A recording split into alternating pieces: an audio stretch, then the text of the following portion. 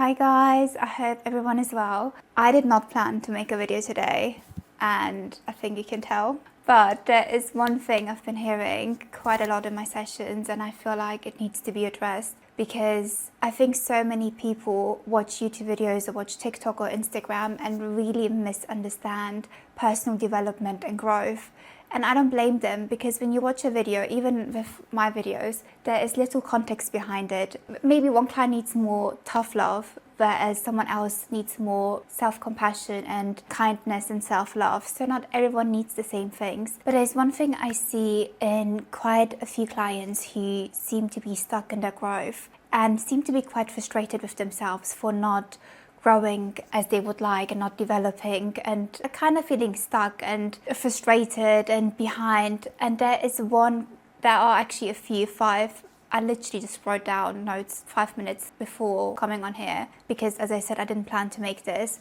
But again, I heard it today again in one of my sessions, and I was like, okay, that's it. I need to talk about this. 5 common habits, thoughts, beliefs that I see in clients and people who seem to be stuck in the personal growth and development. And let's get straight into it. So number 1 is striving for perfection and having unrealistic expectations of yourself. So when you see people on YouTube, social media, TV, whatever you use for personal development, you just see someone coming on here seemingly having no problems because they might not share it. They might share their past problems and their past struggles, but they might not share what they're currently going through. And that includes me as well. And you see them give advice and you want to implement that. And what you might see on social media, YouTube, whatever, TV, all you see is the positives that they share. You know, you see a great relationship, the best parts of them, you know, always having makeup on, you know, the hair being, you know, not today, having makeup on, always looking their best. And you just assume that's how they are every day. Every day they have an amazing relationship. Every day they are super consistent with the morning routine. Every day they just eat healthily. They never make mistakes. They never get triggered. They never get angry. So now you think that's what I need to strive for. That is possible, so I need to do that. When we speak about, like, imagine the dream version of yourself, or imagine the woman that you want to be, or your dream woman, you probably imagine someone flawless. You imagine someone who's perfect. And that is unfortunately not attainable. As much as I believe in the Lulus, the Solulu and whatever, when it comes to self-development, perfection is not attainable, and it shouldn't be.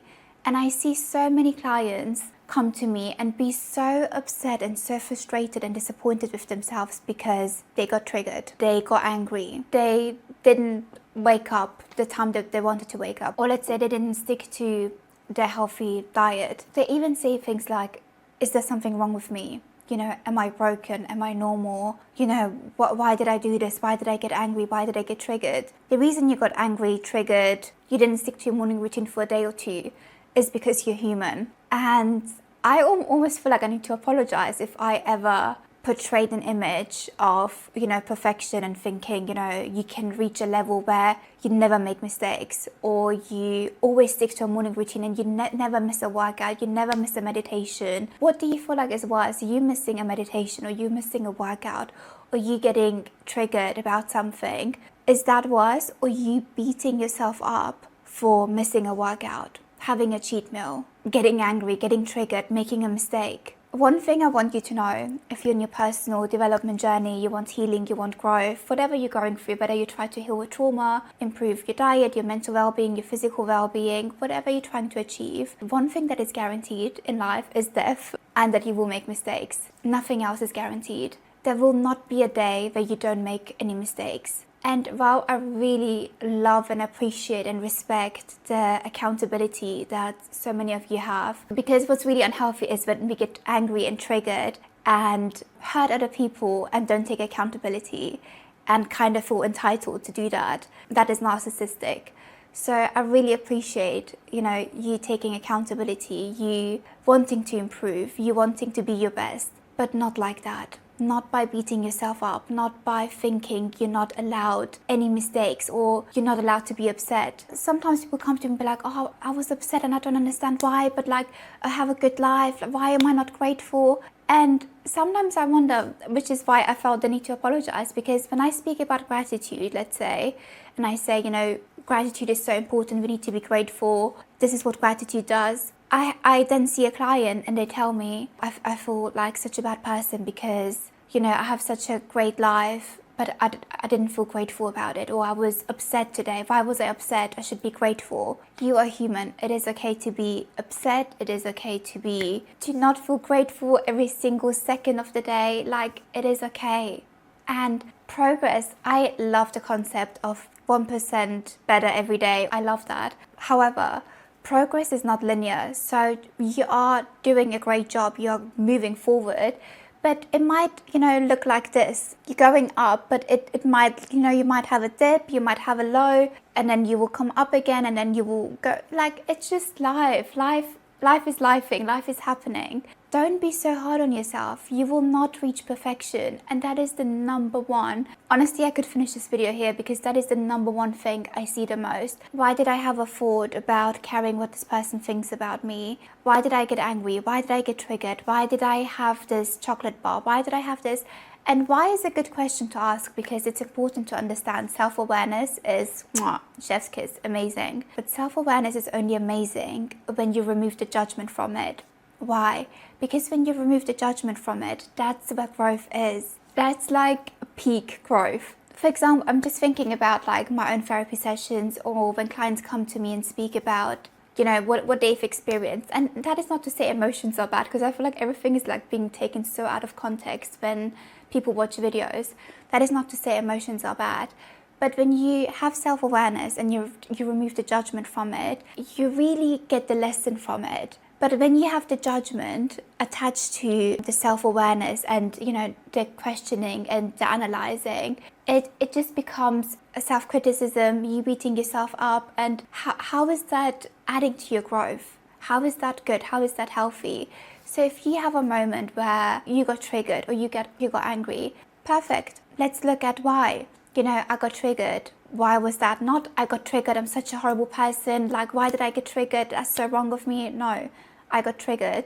Let's look at what actually happened. What triggered me? What does that say about me? Is that a familiar feeling? Did I experience this type of trigger before? What are the similarities? You know, what's going on here? That increases your self-awareness, but without judgment. Please, no judgment. I honestly love coaches and everyone who speaks about personal development online or, you know, in their practice and in their work. However, one thing I see, and I think it's quite dangerous, is when people say things like, I used to get triggered, but I don't get triggered anymore. That doesn't exist, because if you say things like, oh, I don't get triggered anymore, you will reach a point where you will never get triggered. What we can understand from this is that you will reach a point where you will always just feel happy and in peace and zen, and that's unfortunately not realistic. You will get triggered, and that's okay. What's important is to look at what happened. And the reason it's dangerous to say how you will reach a point where you don't get triggered anymore is because you think of healing as something to achieve or something where there's a destination or you arrive. You will never arrive or attain healing. It's the same as saying you will reach health. You will never reach health. It's not a destination. It's not attainable. You will always work towards health. You can't work out for 3 months and eat healthily for 3 months and be like, I reached health. I attained health. What are you going to do now? Just have junk food? Not move your body ever again? Or are you gonna go back to, it's gonna be worse than where you started? Similar to lifestyle, like the difference between a diet and a lifestyle is, with a diet, you feel like you're not allowed, you know, anything outside of what you told yourself you're gonna eat. It's a diet, it's strict, it's rigid. And whenever you go a bit outside of, you know, that boundary that you set, you beat yourself up. Lifestyle means, I don't like the word balance, but lifestyle means having a balance. Lifestyle means you predominantly, you know, whatever you want to eat and see as healthy. And whenever you want, you can make the conscious decision to have some chocolate, have some sweets, have, I don't know, whatever you want. But it's a conscious decision and it happens without guilt. And even if it happens unconsciously, if you don't wake up and think, well, today I'm going to have a cheat meal, and you end up having chocolate, you're not hopefully going to beat yourself up. The worst thing that can happen, and the thing that keeps people stuck when it comes to lifestyle and, you know, fitness and health, is when they have a diet and they have, let's say, a chocolate bar, And because they have a chocolate bar, they think the day's ruined, and now they're having crisps, now they're having Coke, now they're having soda, now they're having everything that they shouldn't be having, because they think their day is ruined, the diet is ruined for that day because they had a chocolate bar. That's the same thing with self-growth. Like, your day is not ruined because you got triggered for 5 minutes.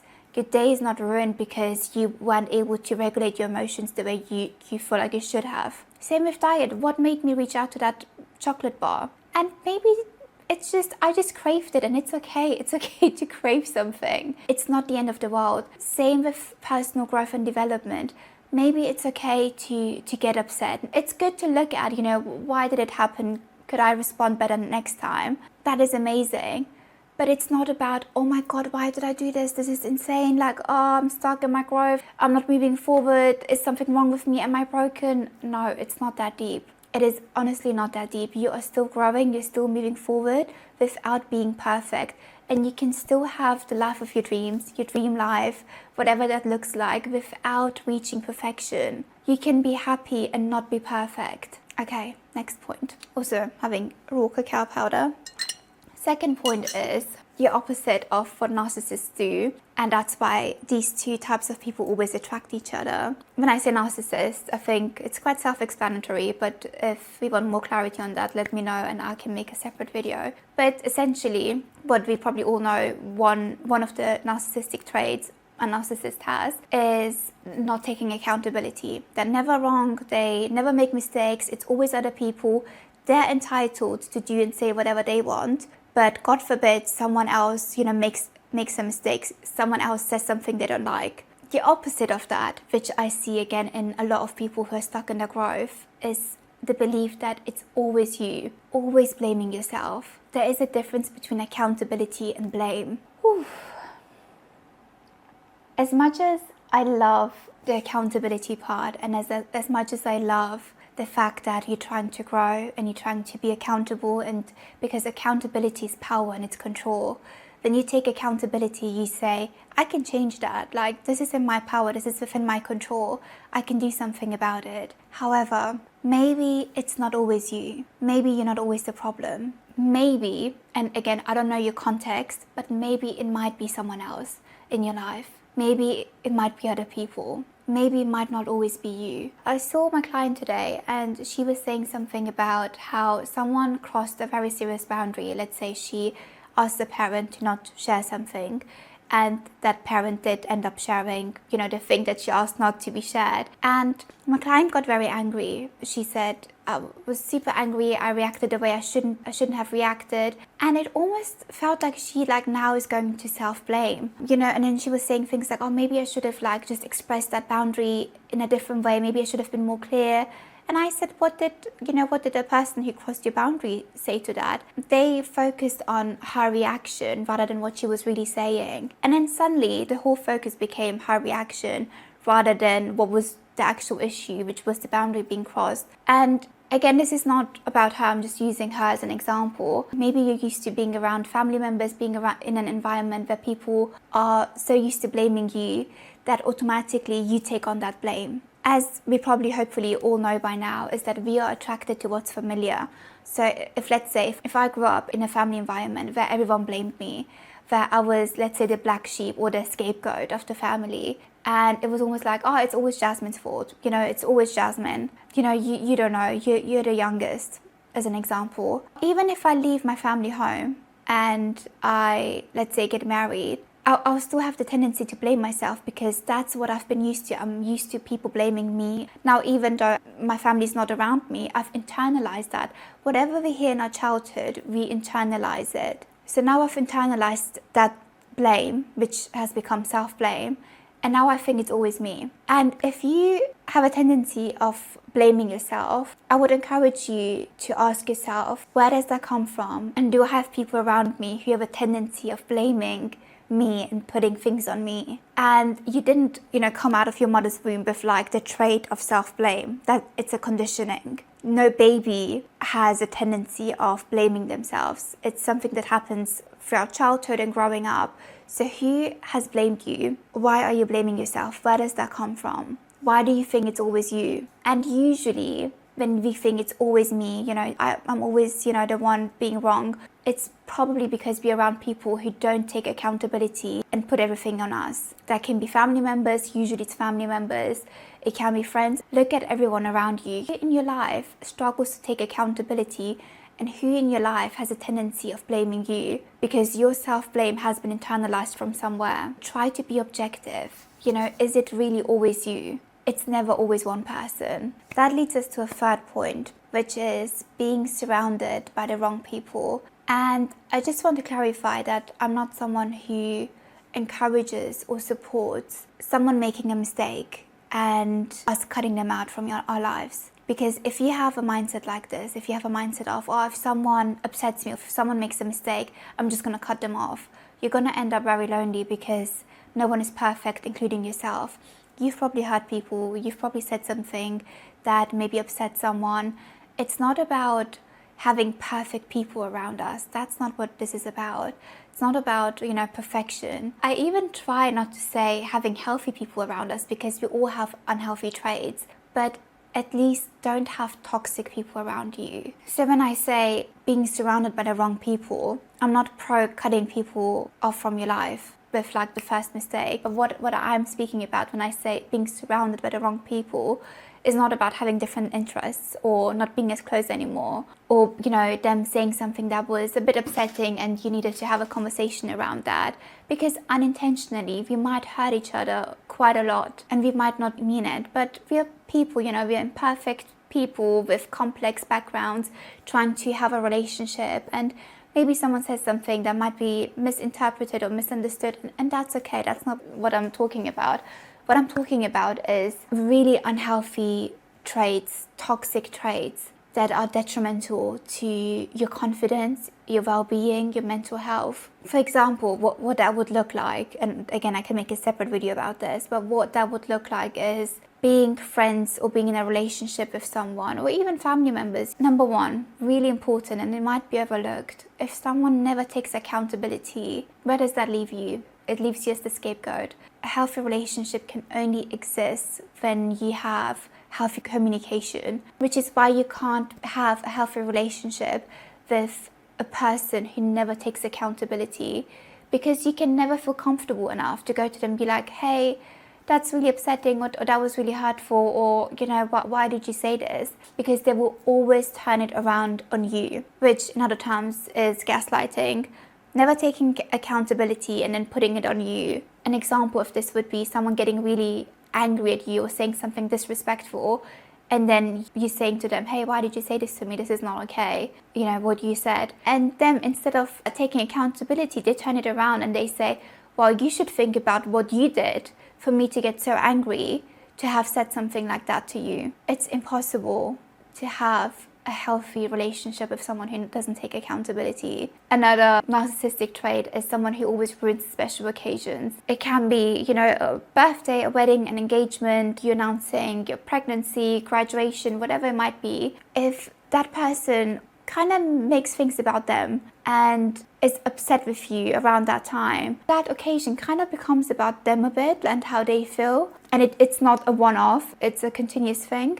That's a narcissistic trait. Do you want a friend who always ruins your special occasions? Do you want a friend who never takes accountability? How is that a healthy relationship? How is that a healthy friendship? Another narcissistic trait, for example, is someone who's entitled to speak down on you. You don't need that person in your life. Someone who ruins special occasions, someone who doesn't take accountability, someone who feels comfortable enough to speak down on you, someone who always blames you, again goes back to not taking accountability. You don't need that in your life. It's not about having perfect friends, because again, that doesn't exist, or having perfect family members, or having a perfect partner. It's about, does the bad outweigh the good? Or does the good outweigh the bad? Maybe you have a friend who is always late. It's a bit annoying, but it's not the end of the world, right? They're really super loving and supportive and caring, but maybe they're a bit disorganized. Can you still have a healthy relationship with them? Absolutely. But now compare that to like a friend who is super organized, always on time, reads all the books in the world, but has a tendency of making backhanded comments. Can you have a healthy relationship with that? Absolutely not. Fourth mistake people make that keeps them stuck in their personal growth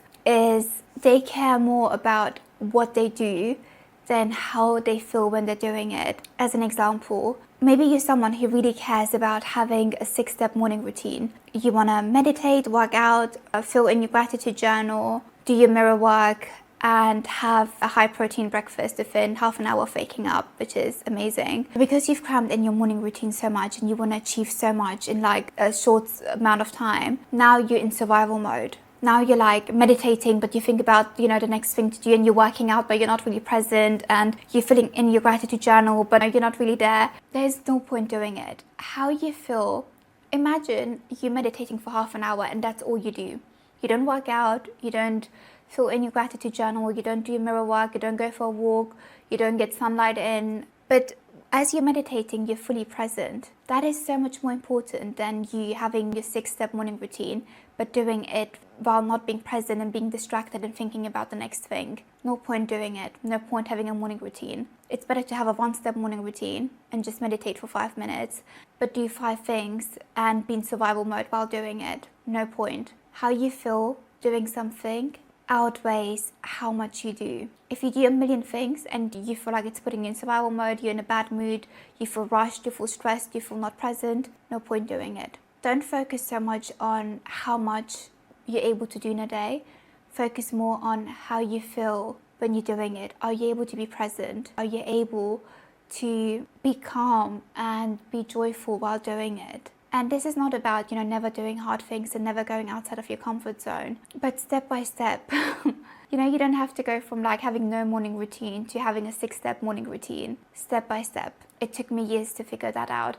And guess what? I didn't work out today. I didn't work out yesterday. Is that the end of the world? No, it's not. And I really should be working out because I'm going to give birth soon and I need to work out and it's really important. But how does beating myself up help the situation? No.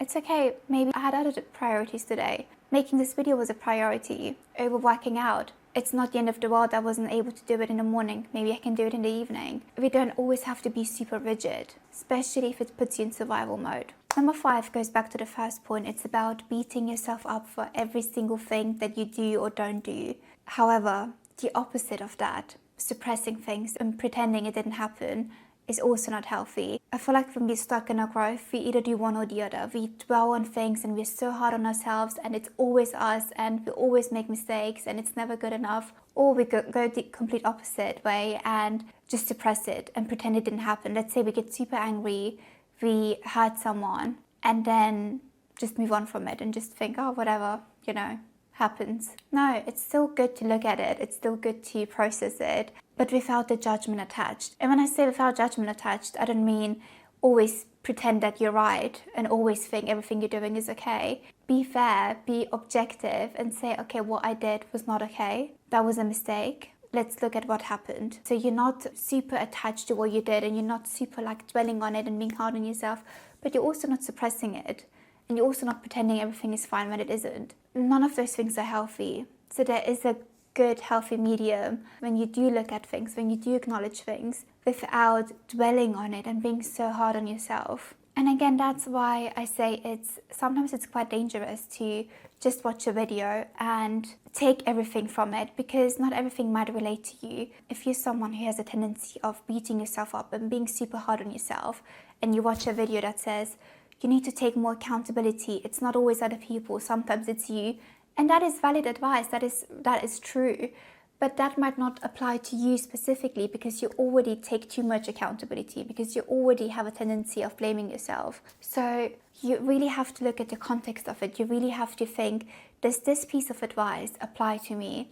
Which is why Instagram pages, therapy pages, YouTube videos, including my own, don't substitute for therapy, don't substitute for one-to-one sessions, because context is so important. As I said, sometimes I make a video about gratitude and then I have clients coming to me and beating themselves up for not being grateful. Or I make a video about emotional regulation. The next session I have, one of my clients says, I really messed up because I'm not emotionally regulated. No, it's okay to get angry. It's not the end of the world. Maybe you have to look at, why did I get so upset? What was triggering there for me? So context is really important, and please only take advice that applies to you. You already have a tendency of always blaming yourself. Watching a video that says, you need to take accountability, and what you understand is, okay, I need to be even hard on myself. That is not good. That video is not for you. or at least that, point is not for you. And if you're someone who maybe has a tendency of not taking accountability and already has a tendency of suppressing things and pretending everything is fine and not wanting hard conversations, an advice of don't overanalyze or don't overthink stuff, that advice doesn't apply to you, because you're someone who actually does need to look at things more, because you have a tendency of maybe denying, rationalizing, pretending it's not there. So that advice of, don't take everything so seriously does not apply to you. You need to look at things more. So context is really important here. Okay guys, I really hope this video was helpful. Let me know if it was and what you found helpful, and I see you in the next one.